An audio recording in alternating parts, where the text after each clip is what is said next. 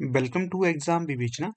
तो दोस्तों, जैसा कि आप लोगों को पता है, हम अपने इस चैनल पर डिस्कस कर रहे हैं जो एचपी असिस्टेंट प्रोफेसर हिंदी था, इसके क्वेश्चन पेपर को। ठीक है, तो इससे पहले भी हमने इसके 3 पार्ट्स को डिस्कस कर लिया है। अगर अभी तक आपने उन्हें नहीं देखा है तो भी आप जाकर उनको भी देखिएगा, या फिर प्लेलिस्ट आप चेक करिए, वहां पर भी आपको बाकी के वो 3 पार्ट्स मिल जाएंगे। ठीक, इसी के साथ आपको बता देता हूँ, हमारी टीम के द्वारा एचपी पीजीटी संकल्प बैच 3 चलाया गया है, अर्थात एचपी पीजीटी हिंदी के लिए कोर्स लॉन्च करा गया है हमारी टीम के द्वारा। अगर अभी तक आप उसमें एनरोल नहीं हुए हैं तो आप उसमें रहते एनरोल हो सकते हैं। हमारा बैच 25 जनवरी से शुरू हो चुका है, एचपी पीजीटी हिंदी संकल्प बैच 3। और ये देखिए, परीक्षा के लिए अंतिम बैच भी है। जब तक एग्जाम हो जाएगा तब तक के लिए ये अंतिम बैच है, इसके पश्चात कोई बैच शुरू नहीं किया जाएगा। अगर आप इसमें जुड़ना चाहते हैं तो आप अभी हमें व्हाट्सएप कर सकते हो 8219312129। ये हमारा व्हाट्सएप नंबर है, ये आपको डिस्क्रिप्शन बॉक्स में भी मिल जाएगा। अगर आपको कोर्स से संबंधित कोई भी जानकारी चाहिए होगी एचपीपीजीटी हिंदी के लिए तो आप संपर्क कर जानकारी ले सकते हो। इसी के साथ यहाँ पर आपको एक और जानकारी दे देता हूँ, हमारी टीम के द्वारा जो HPLT टेट है, जून 2024 के लिए भी नया बैच शुरू किया जा रहा है। अगर आप इसमें भी जुड़ना चाहते हैं तो इसके लिए भी आप हमें व्हाट्सएप कर सकते हो और डिटेल ले सकते हो, या फिर आपके कोई नियर डियर हैं, कोई इनमें से किसी में भी एडमिशन लेना चाहता है तो वो ले सकता है। हमारा नेक्स्ट बैच जल्द ही शुरू होने वाला है, HPLT टेट जून 2024 के लिए। क्योंकि इससे पहले जो भी हमारे बैच चले थे उनमें अधिकतर बच्चों का इजीली टेट हो गया है, तो आप भी अपनी टेट को सुदृढ़ करने के लिए एनरोल हो सकते हो। ठीक है, तो चलिए शुरू करते हैं आज के लेक्चर को। तो यहाँ पर पहला प्रश्न पूछा गया है, आंगन के बंधनवार, आंगन के बंधनवार संस्मरण के रचनाकार कौन है? पहले तो ध्यान रखना है कि जो आंगन के बंधनवार है ये किस विधा की रचना है? संस्मरण विधा की रचना है। इसके रचनाकार कौन होंगे? विवेकी राय। यहाँ पर बी सही विकल्प होगा। अगला प्रश्न है 77, टुंडा लाट उपन्यास के रचनाकार कौन है? तो देखिए, नया उपन्यास है, राइटर भी नया है। जिस प्रकार से जो आंगन के बंधनवार नया संस्मरण है, तो उसी प्रकार से जो टुंडा लाट है ये भी नया उपन्यास है। कहने के लिए नया इसलिए नहीं है कि हाल ही फिलहाल में छपा है, ये पुराना ही है, पुराना ही छपा हुआ है। परंतु इस राइटर के पहली रचनाएं नहीं पूछी जाती थी, परंतु ये टुंडा लाट शायद पहली परीक्षा होगी जहां पर ये रचना पूछी गई होगी। तो ये किसका है? जगदीश चंद्र जी का है। ये जो जगदीश चंद्र है, इनके आपको और भी उपन्यास देखने के लिए मिलता है, जैसे कि धरती धनना अपना, जमीन अपनी तो थी, और नरक कुंड में बास। ये 3 उपन्यास इनके माने जाते हैं। और जो जगदीश चंद्र है ये दलित रचनाकार के तौर पर भी जाने जाते हैं। अगला प्रश्न देखिए 78, अपने अपने पिंजरे। जैसे कि देखिए, ऊपर जोर देकर कह रहा हूं मैं कि विधा पर फोकस करना है, उसी प्रकार से यहाँ पर विधा का प्रश्न पूछा गया है कि जो अपने अपने पिंजरे है ये तथा विधा की रचना है। फिर अगला प्रश्न क्या है 79, हिंदी के विकास में अपभ्रंश का योग पुस्तक के लेखक कौन होंगे? तो हिंदी के विकास में अपभ्रंश का योग जो ये पुस्तक है इसके लेखक होंगे नामवर सिंह। सी यहाँ सही विकल्प होगा। अगला जो प्रश्न है, कौवा और काला पानी, इसके रचनाकार कौन है? तो इसके रचनाकार होंगे आपके डॉक्टर निर्मल वर्मा, या ओनली निर्मल वर्मा। जो निर्मल वर्मा है ये शिमला में इन्होंने जन्म लिया था, और हिमाचल के प्रसिद्ध रचनाकारों में से एक माने जाते हैं ये। चिड़ों पर चांदनी यह भी इन्हीं की रचना है। ठीक है, परिंदे इनकी प्रसिद्ध कहानी है, और ये तो हमें पीजीटी हिंदी की परीक्षा में लगी हुई कहानी भी है परिंदे। आप बताइएगा परिंदे कहानी की मुख्य पात्र कौन है? ये आपसे चाहूंगा मैं इसका उत्तर। अगला जो प्रश्न है 81, व्योमकेश दरवेश के रचनाकार हैं। तो बताना है व्योमकेश दरवेश के रचनाकार कौन होंगे? तो 81 का जो सही विकल्प होगा तो वो होगा बी, विश्वनाथ त्रिपाठी। ये व्योमकेश दरवेश के रचनाकार हैं।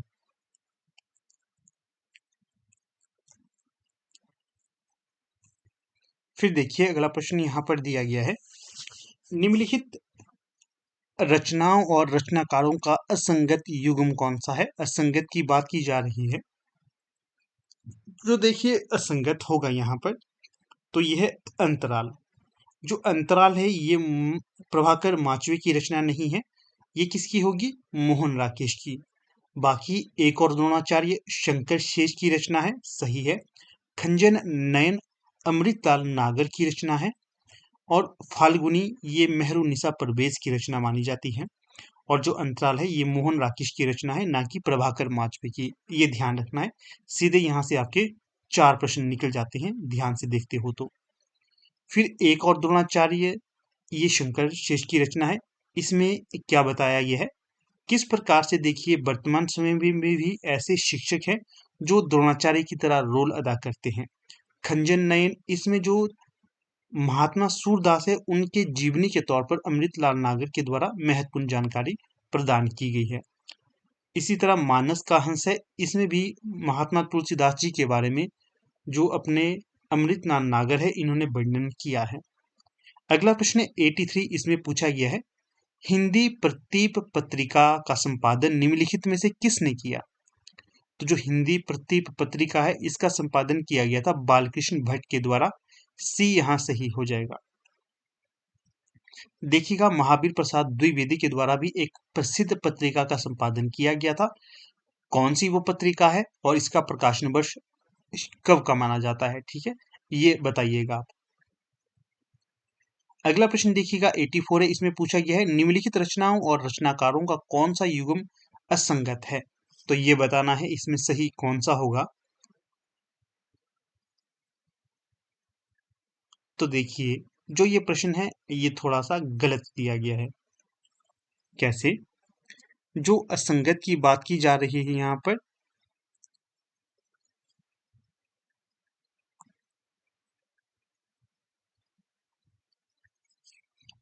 तो यहाँ पर देखिएगा कि किस प्रकार से जो ये प्रश्न सही नहीं है।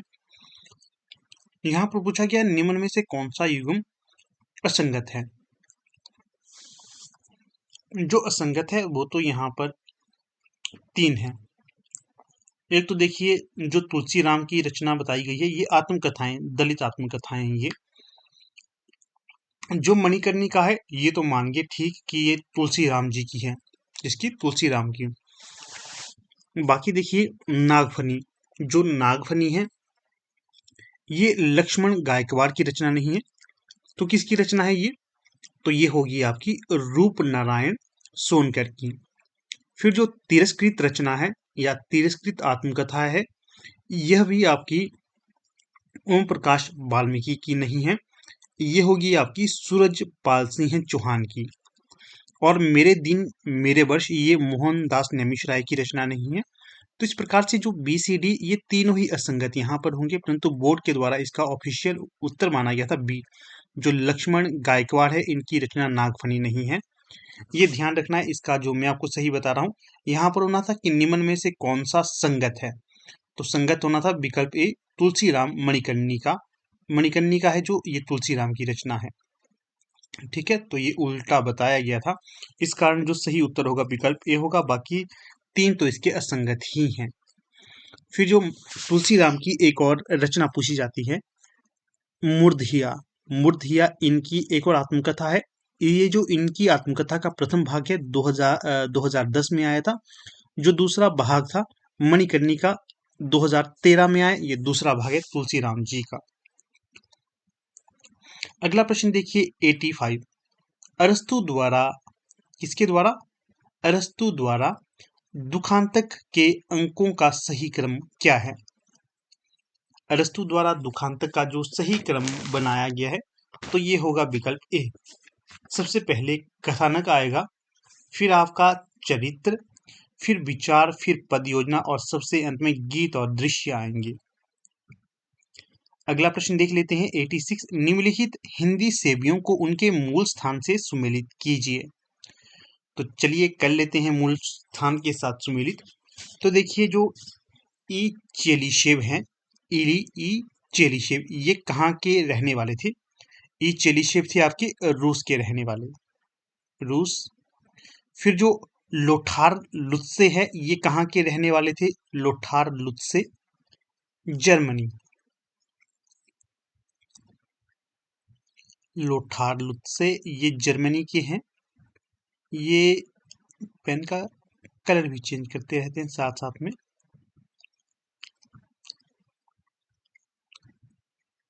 ये जाएंगे यहाँ पर। फिर George A Grierson. George A Grierson कहाँ के थे?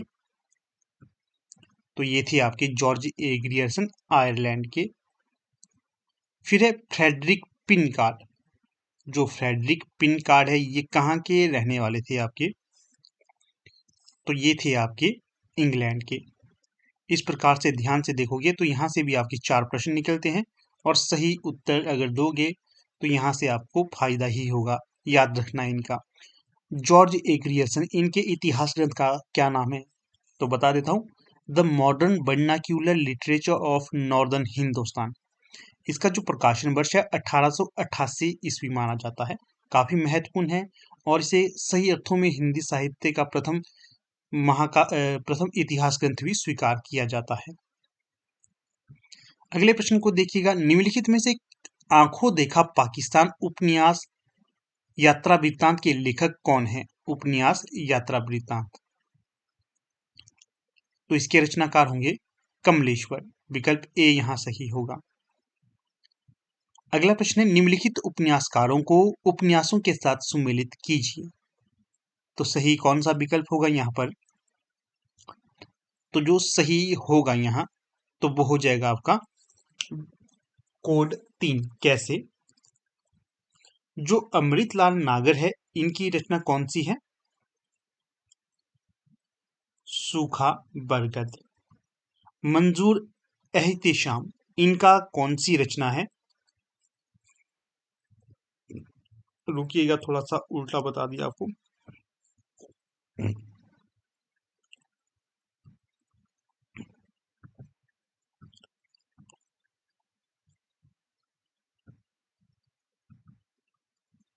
अब देखिए, अमृतलाल नागर का होगा बूंद और समुद्र।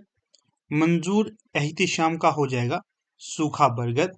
श्रीलाल शुक्ल का हो जाएगा, पेन का कलर भी चेंज करते हैं, श्रीलाल शुक्ल का कौन सा होगा? राग दरबारी। राग दरबारी श्रीलाल शुक्ल का हो गया। फिर जो कृष्णा सोबती का कौन सा होगा? समय सरगम। तो इस प्रकार से इन मिलान वाले प्रश्नों को आप सही करते हैं तो यहां से भी आपके 4 प्रश्न निकल जाते हैं। तो सही विकल्प होगा या कोड होगा तो ये होगा सी। ए का 4, बी का 3, सी का 2 और डी का 1।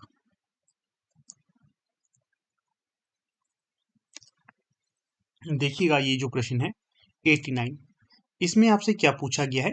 एक फूल की चाह, एक फूल की चाह नामक कविता के रचयिता कौन है? पुष्प की अभिलाषा, ये प्रश्न आपसे पूछता हूं, आपने बताना है पुष्प की अभिलाषा के रचनाकार कौन है। यहां पर मैं बता देता हूं, जो एक फूल की चाह नामक कविता है इसके रचनाकार होंगे सियाराम शरण गुप्त। 89 का ए सही विकल्प होगा यहाँ। अगला है, सीढ़ियों पर धूप में काव्य संग्रह के रचयिता कौन है? सीढ़ियों पर धूप में काव्य संग्रह के रचयिता होंगे रघुवीर सिंह। यहाँ पर बी सही विकल्प हो जाएगा। अगला जो प्रश्न है, लेखकों को सुमेलित करना है उनकी रचना के उनकी पंक्तियों के साथ। तो जो 91 का सही होगा यहाँ पर मिलान, तो वो देख लेते हैं हम। मैं साहित्य को मनुष्य की दृष्टि से देखने का पक्षपाती हूँ। मैं साहित्य को मनुष्य की दृष्टि से देखने का पक्षपाती हूँ। ये जो सही विकल्प कौन सा होगा इसका? तो ये होगा हजारी प्रसाद द्विवेदी कहते हैं ये। फिर आगे जो है,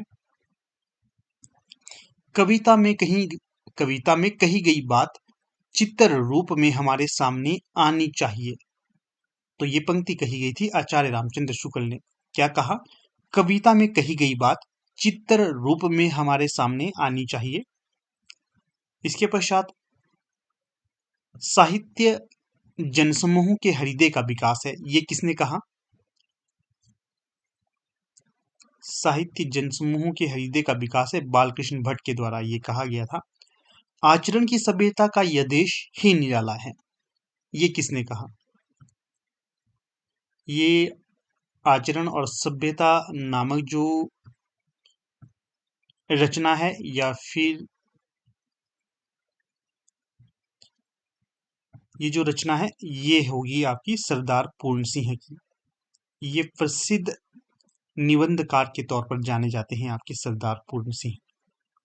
तो इस प्रकार से यहाँ पर भी आपके 4 प्रश्न निकल जाते हैं। ध्यान से देखोगे तो अवश्य आपको फायदा होगा।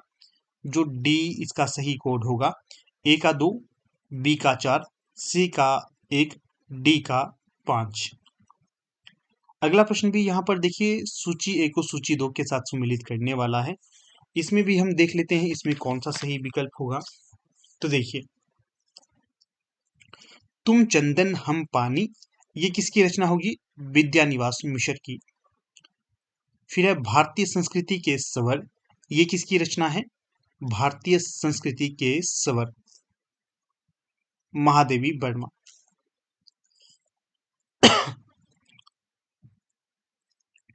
फिर है लिखी कागज कोरे, ये किसकी होगी? अज्ञे की। लिखी कागज कोरे अज्ञे की। साहित्य और संस्कृति, ये होगा आपका रामविलास शर्मा की रचना। इस प्रकार से देखिएगा, यहाँ से भी 4 प्रश्न निकलते हैं। इनको भी आप नोट कर सकते हो, अलग अलग से प्रश्न पूछे जा सकते हैं ये। तो जो विकल्प या कोड 4 है ये सही होगा। ए का 2, बी का 3, सी का 4, डी का 1। अगला जो प्रश्न है 93, इसमें क्या पूछा गया है? निम्नलिखित में से कौन सा युग्म असंगत है? तो जो अकाल में सारस, ये सही होगा केदारनाथ सिंह का।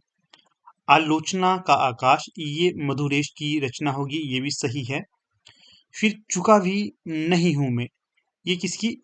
शमशेर बहादुर सिंह की रचना है, ये भी सही है। फिर इन दिनों, ये अशोक वाजपेयी की रचना नहीं होगी। इस कारण यहाँ पर जो असंगत विकल्प होगा तो वो विकल्प 4 होगा। फिर देखिएगा अगला प्रश्न है, निम्नलिखित में से कौन सा कवि तार सप्तक के कवियों में शामिल नहीं है? जो तार सप्तक कब आया था? ये 1943 में। 1943, ये याद रखना, आपने पूछा जा सकता है प्रश्न।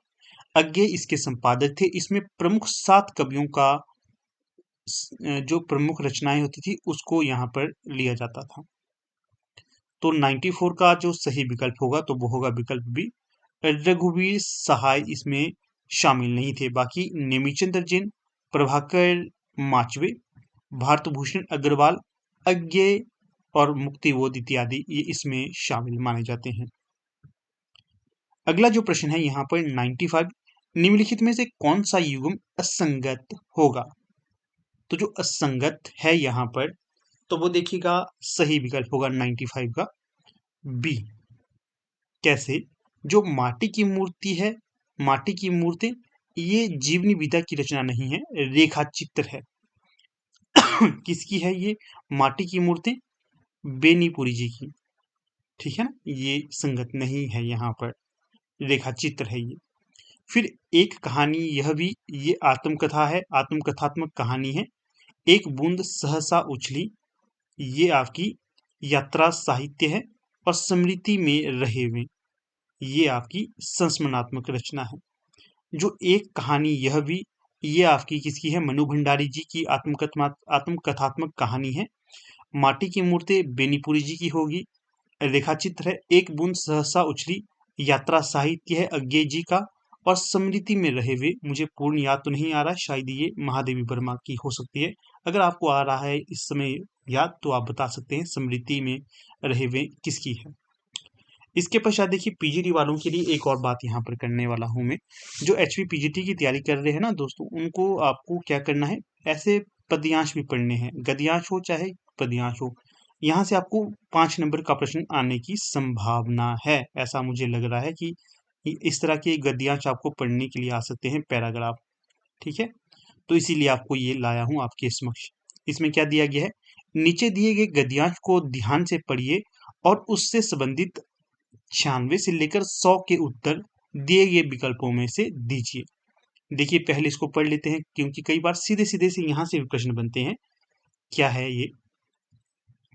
लोग में फैली दुख की छाया को हटाने में ब्रह्म की आनंद कला जो शक्तिमय रूप धारण करती है, उसकी भीषणता में भी अद्भुत मनोहरता, कटुता में भी अपूर्व मधुरता, प्रचंडता में भी गहरी आर्द्रता साथ लगी रहती है। विरोधों का यही सामंजस्य कर्म क्षेत्र का सौंदर्य है, जिसकी ओर आकर्षित हुए बिना मनुष्य का हृदय नहीं रह सकता। इस सामंजस्य का इस सामंजस्य का और कई रूपों में भी दर्शन होता है। किसी कोट पतलून हैट वाले को धारावाहिक संस्कृत बोलते तथा उसकी और किसी पंडित वेशधारी सज्जन को अंग्रेजी की प्रगल्भ वक्तृता वक्तृता का यही सौंदर्य समझना चाहिए। भीषणता और सरसता, कोमलता और कठोरता, कटुता और मधुरता, प्रचंडता और मृदुता का सामंजस्य ही लोक धर्म का सौंदर्य है। कैसा है? लोक धर्म का सौंदर्य है ये। भीषणता और सरसता, कोमलता और कठोरता, कटुता और मधुरता, प्रचंडता और मृदुता का सामंजस्य ही लोक धर्म का सौंदर्य है। आदि कवि वाल्मीकि की वाणी इस सौंदर्य के उद्घाटन महोत्सव का दिव्य संगीत है। सौंदर्य का यही उद्घाटन असौंदर्य का आवरण हटाकर होता है। धर्म और मंगल की यह ज्योति अधर्म और अमंगल की घटा को फाड़ती हुई फटती है। इससे कभी हमारे सामने असौंदर्य, अमंगल, अत्याचार, क्लेश इत्यादि भी रहता है। रोष, हाहाकार और ध्वंस का दृश्य भी लाता है, पर सारे भाव, सारे रूप और सारे व्यापार भीतर आनंद काल के विकास में योग देते ही पाए जाते हैं। यदि किसी ओर उन्मुख ज्वलंत रोष है तो उसके और सब ओर करुण दृष्टि फैली दिखाई पड़ती है। यदि किसी ओर ध्वंस और हाहाकार है तो सब ओर उसका सहगामी रक्षा और कल्याण है। व्यास ने भी अपने जय काव्य में अधर्म के पराभाव और धर्म की जय का सौंदर्य प्रत्यक्ष किया था। पूछा जा सकता है जय काव्य किसका है? तो ये व्यास जी का है। तो फिर चलते हैं आगे प्रश्न और उत्तर की तरफ। अब जो पैराग्राफ नहीं पढ़ूंगा, सीधे प्रश्न पढ़ूंगा फिर उत्तर दूंगा। निम्नलिखित में से कौन सा कथन सही है? यहाँ पर 4 कथन दिए गए हैं, इनमें जो सही होगा तो वो होगा आदि कवि वाल्मीकि की वाणी सौंदर्य के उद्घाटन महोत्सव का दिव्य संगीत है। ये सही है। अगला जो प्रश्न है, निम्नलिखित में से लोक धर्म का सौंदर्य है। तो पैराग्राफ पढ़कर बताना था कि कटुता और मधुरता का सामंजस्य ही लोक धर्म का सौंदर्य है। अगला प्रश्न है 98, गद्यांश के अनुसार निम्नलिखित में से कौन सा कथन गलत है? तो जो कथन गलत होगा तो वो है केवल सरसता और मृदुता के बीच तालमेल सामंजस्य कहलाता है। तो ये गलत है। सही देखिए, सामंजस्य का और कई रूपों में भी दर्शन होता है। सही है। ज्वलंत रोष के सब ओर करुण दृष्टि दिखाई पड़ती है। रोष हाहाकार और ध्वंस का दृश्य भी लाता है। ये सही है। अगला प्रश्न है आदि कवि व्यास ने अपने जय काव्य में किसका सौंदर्य प्रत्यक्ष किया है? तो यह है अधर्म के पराभव और धर्म की जय का। अगला प्रश्न देखिएगा, निम्नलिखित में से विरोधों का सामंजस्य नहीं है। तो जो विरोधों का सामंजस्य नहीं है तो यह है रहस्य में भी आध्यात्मिकता, बाकी कटुता में भी अपूर्व मधुरता, प्रचंडता में भी गहरी आर्द्रता, भीषणता में भी अद्भुत मनोहर, ये विरोधों के सामंजस्य हैं। परंतु जो विकल्प 4 है, डी है, ये विरोधों का सामंजस्य नहीं है। तो देखिएगा दोस्तों, कुछ इस प्रकार से आज का ये हमारा लेक्चर रहा। ठीक है, काफी महत्वपूर्ण है आपकी हर एक परीक्षा के लिए। काफी प्रश्न डायरेक्ट यहाँ से पूछे जा सकते हैं। तो इसी तरह के वीडियोस को पाने के लिए आप हमारे चैनल को सब्सक्राइब अवश्य करिएगा, वीडियो को लाइक अवश्य करिएगा और साथ में शेयर भी आपने करना है। और अंत में जाते जाते फिर से आपसे कहूँगा, अगर अभी तक आप हमारे HP PGT हिंदी के बैच में एनरोल नहीं हुए हैं, तैयारी करना चाहते हो तो अभी भी समय है, आप एनरोल हो सकते हैं और अपनी तैयारी को अच्छे से कर सकते हैं।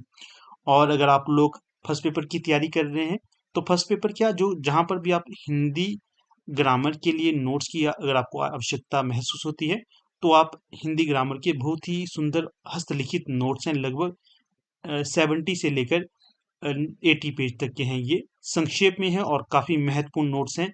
साथ में लेक्चर भी इसमें अवेलेबल करवाए गए हैं। अगर आप उन्हें लेना चाहते हो तो आप व्हाट्सएप कर सकते हो हमें 8219312129 पे। ये नंबर आपको डिस्क्रिप्शन बॉक्स में भी मिल जाएगा। और साथ में देखिए, आप लोग पी बाई क्यू को भी सॉल्व करते रहिएगा। पी बाई क्यू को, अगर आपके पास पी बाई क्यू नहीं है तो इन्हें भी आप परचेज कर सकते हो, ये हमारे पास अवेलेबल हैं।